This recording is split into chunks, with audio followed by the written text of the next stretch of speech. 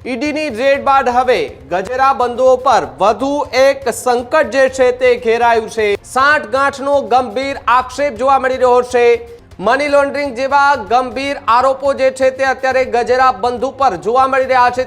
એક હુકમ પસાર કરતા સુરત પોલીસ કમિશનરને આદેશ આપ્યો છે। એક ફરિયાદ પ્રવીણ દેવકીનંદન અગ્રવાલ દ્વારા કરવામાં આવી। શાંતિ રેસિડેન્સના પ્રાઇવેટ લિમિટેડમાં 43% હિસ્સો ધરાવે છે। ઈડી અને આઈટીના જે દરોડા પડ્યા હતા।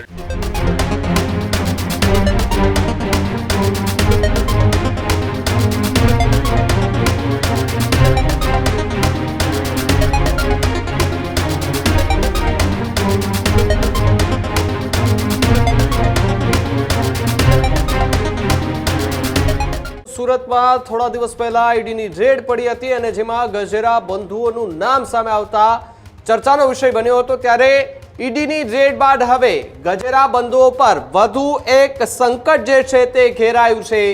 ગુજરાત હાઈકોર્ટે ગજેરા બંધુઓ સામે લાલ આંખ કરી હોવાની વાત સામે આવી રહી છે। તો બીજી તરફ વાત કરવામાં આવે તો સુરત પોલીસ કમિશનરે એ હુકમ કર્યો છે ગજેરા બંધુઓ વિરુદ્ધ તાત્કાલિક ફરિયાદ નોંધવા માટેનો હુકમ જે છે તે પણ કરવામાં આવ્યો હોવાની વાત અત્યારે હાલ સામે આવી રહી છે। તો બીજી તરફ પીએનબી કૌભાંડના મેહુલ ચોકસી સાથે સાંઠગાંઠનો ગંભીર આક્ષેપ જોવા મળી રહ્યો છે। હવાલા મારફતે હોંગકોંગ નાણાકીય વ્યવહારના પણ ગંભીર આક્ષેપો અત્યારે જોવા મળી રહ્યા છે।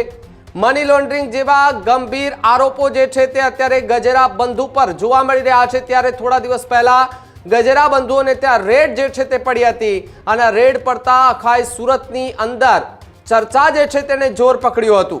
કૃણાલ મારી સાથે જોડાયા છે, મારા સહયોગી કૃણાલ। જે રીતે સુરતમાં ગજેરા બંધુઓ જે ત્યાં ઈડીની રેડ પડી અને ફરી એકવાર ગુજરાત હાઈકોર્ટે ગજેરા બંધુઓ સામે લાલ આંખ કરી છે, શું વધુ હાલ સુરતથી મળી રહી છે વિગતો? બિલકુલ, ગુજરાત હાઈકોર્ટે અત્યંત મહત્વપૂર્ણ એક હુકમ પસાર કરતા સુરત પોલીસ કમિશનરને આદેશ આપ્યો છે કે 15,000 કરોડના પ્રખ્યાત પીએનબી કૌભાંડના સૂત્રધાર મેહુલ ચોકસી અને નાણાકીય સાઠગાંઠ ધરાવનાર ગજેરા બંધુઓ વસંત ગજેરા, અશોક ગજેરા અને રાકેશ ગજેરા વિરુદ્ધ એક ફરિયાદ પ્રવીણ દેવકીનંદન અગ્રવાલ દ્વારા કરવામાં આવી અને આ તમામ કડક કલમો હેઠળ તાત્કાલિક અસરથી એફઆઈઆર છે તે પણ દાખલ કરવામાં આવી હતી અને દેવકીનંદન દ્વારા ગજેરા બંધુઓ વિરુદ્ધ 43% શેર હડપવાનું કાવતરું અને જાનથી મારી નાખવા અંગેની એક ફરિયાદ છે તે દાખલ કરવામાં આવી હતી અને ફરિયાદી પ્રવીણ દેવકીનંદન અગ્રવાલના જણાવ્યા અનુસાર શાંતિ રેસિડેન્સના પ્રાઇવેટ લિમિટેડમાં 43% હિસ્સો ધરાવે છે અને ગજેરા બંધુએ આ કંપનીની માલિકી બજાર ભાવે વેચી અને માત્ર જંત્રી મુજબની નોમિનલ રકમ હોય છે તે કંપનીના ચોપડે બતાવીને બાકીના કરોડો રૂપિયાની જે ઉચાપત કરી છે આ તમામ રકમ હવાલા મારફતે હોંગકોંગ મોકલી અને ત્યાંથી રાકેશ ગજેરાને ફોરેન ઇન્વેસ્ટ કરી